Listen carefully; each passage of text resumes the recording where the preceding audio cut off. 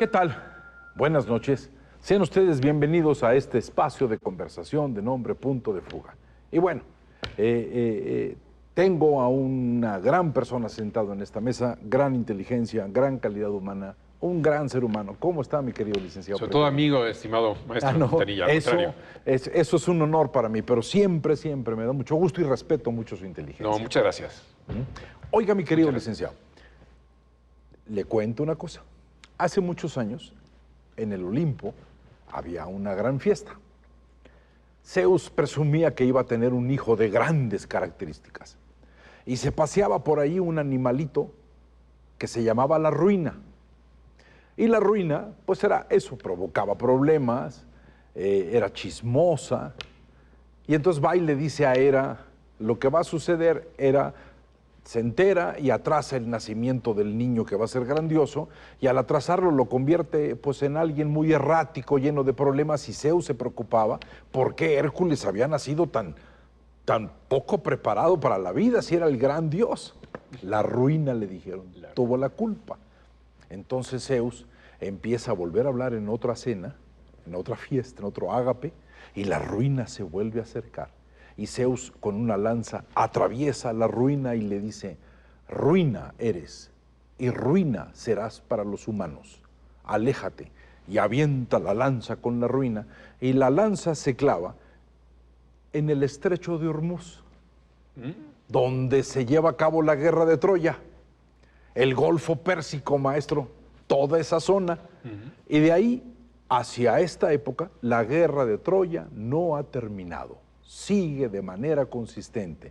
Estamos ante una nueva guerra de Troya, ¿no, maestro? Sí, porque precisamente como usted menciona, creo que difícilmente hemos en el mundo pasado varias guerras simultáneas, pero obviamente no comparo con la Segunda Guerra Mundial ni con la Primera Guerra Mundial, pero en este siglo, en el marco de lo que es el terrorismo, ¿no? Llega a preocupar, ¿no? Es decir, no son las batallas de ejército contra ejército como era en el siglo pasado, sino que ahora son las ideologías las que siembran en las mentalidades de los fanáticos o los proclives a los fanáticos la idea de que hay que asesinar y que hay que matar al enemigo.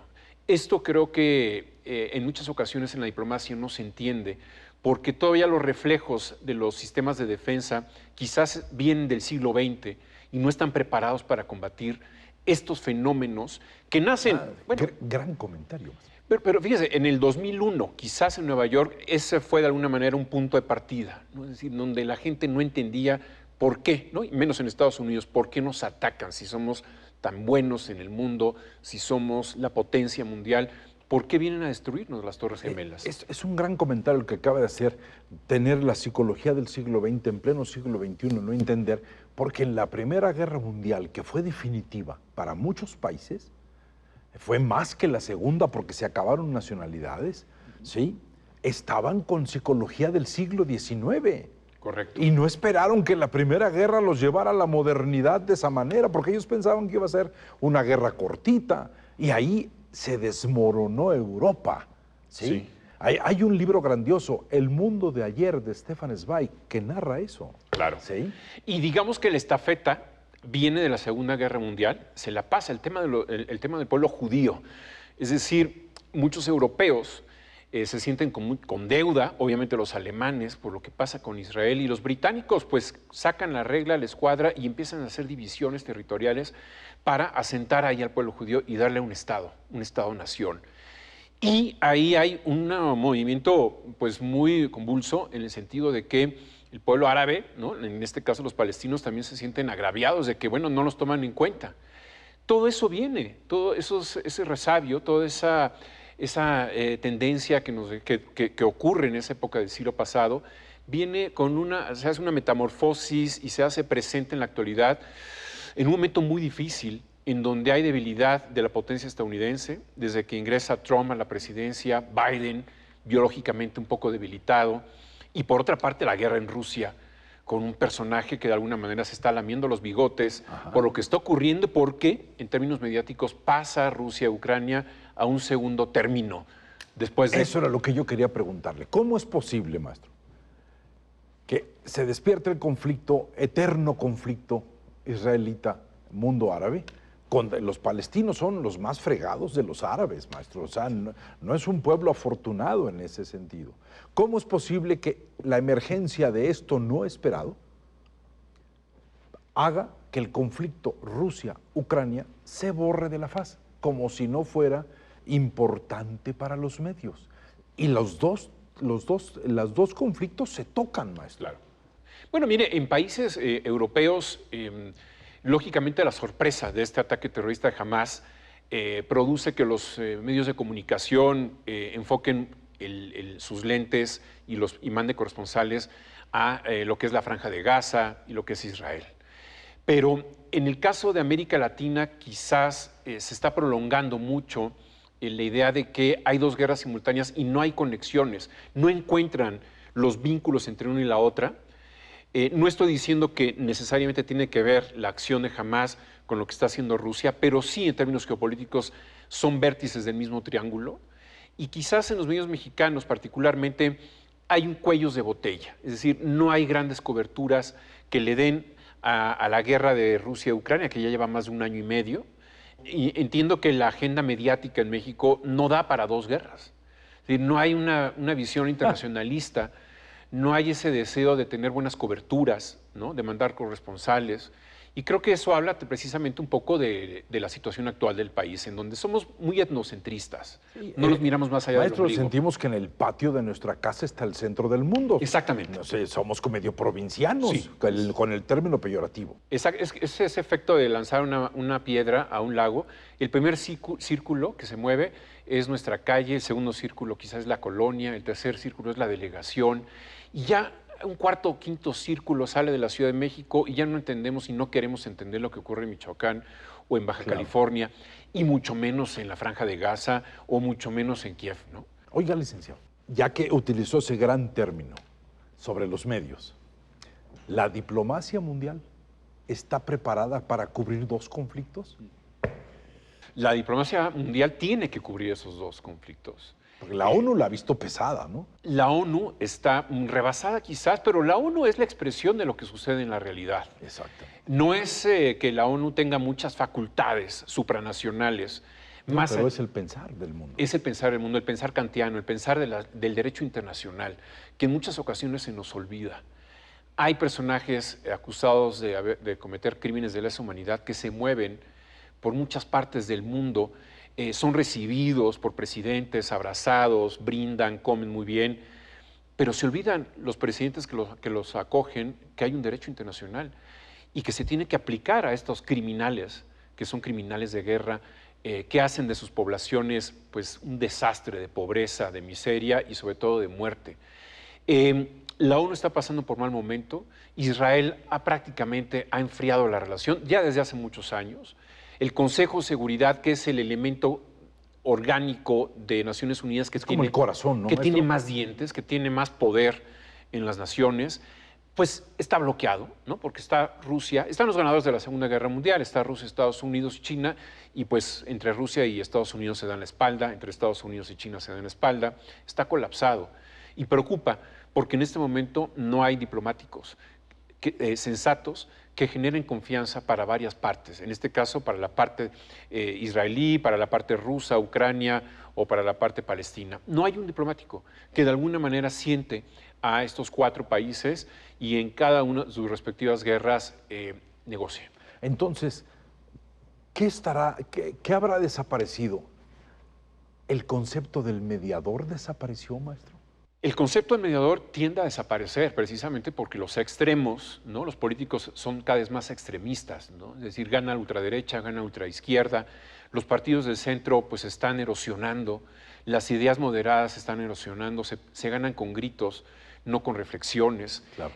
Quizás el reflejo es que la gente está un poco o bastante desesperada. Los valores abstractos han desaparecido. Sí. Lealtad, comprensión, verdad, complicidad, todo eso está desapareciendo. Confianza en la democracia, confianza en los políticos. Los políticos han encargado precisamente de cargarse a la democracia y eso genera una desafección, ¿no? Alrededor de los países. No quisiera generalizar, pero hay muchos que sí están en la mayoría. Y preocupa que aquellos países ilustres, como puede ser Francia, de la ilustración, del pensamiento, de la grandes enciclopedia, mediadores, los franceses. sí, esté de alguna manera atomizado, polarizada, la política entre la ultraizquierda y la ultraderecha. Macron, que más o menos es moderado, pues está erosionando también, está cayendo en credibilidad y preocupa quién va a gobernar pronto, ¿no? El conflicto de la guerra de Troya, al no terminar, es el mismo conflicto de esta zona árabe-israelí. Yo pienso que no hay posibilidades de que alguna vez se piense de manera sana en esa zona, porque hay intereses creados, hay armamento, hay estrategia mundial geopolítica que usted la maneja muy bien, pero sobre todo hay este elemento de la religiosidad que parece que provoca ceguera al sentido común en una radicalidad. ¿Habrá posibilidades de solucionar algún día ese conflicto, maestro? Creo que la historia mantiene anclada la región. Todavía sigue en el siglo XX. No han podido pasar al siglo XXI desde el punto de vista diplomático, de la concordia y de la cohabitación, ¿no? Estuve en Israel hace un par de meses y nunca había estado y me llamaba mucho la atención en Jerusalén las divisiones, cómo la gente observa, cómo la gente tiene desconfianza de lo que está ocurriendo en su alrededor, cómo los policías están cercados porque pueden llegar a apuñalarlos, ¿no? Por la espalda. Eso habla precisamente de que hay problemas no atendidos, no solucionados, que de alguna manera esto está creciendo, ¿no? Y esta escalada puede, como pólvora, extenderse en otras regiones. Particularmente hablo precisamente de Europa o de Rusia, en donde están en el telón, ¿no? O hablo de Qatar, de los Emiratos Árabes Unidos, de Arabia Saudita, están observando cuáles son los movimientos entre chiitas, sunitas, cómo esos dos grupos se pueden aliar cuando tienen un enemigo en común, que es Israel, y que lo quieren desaparecer.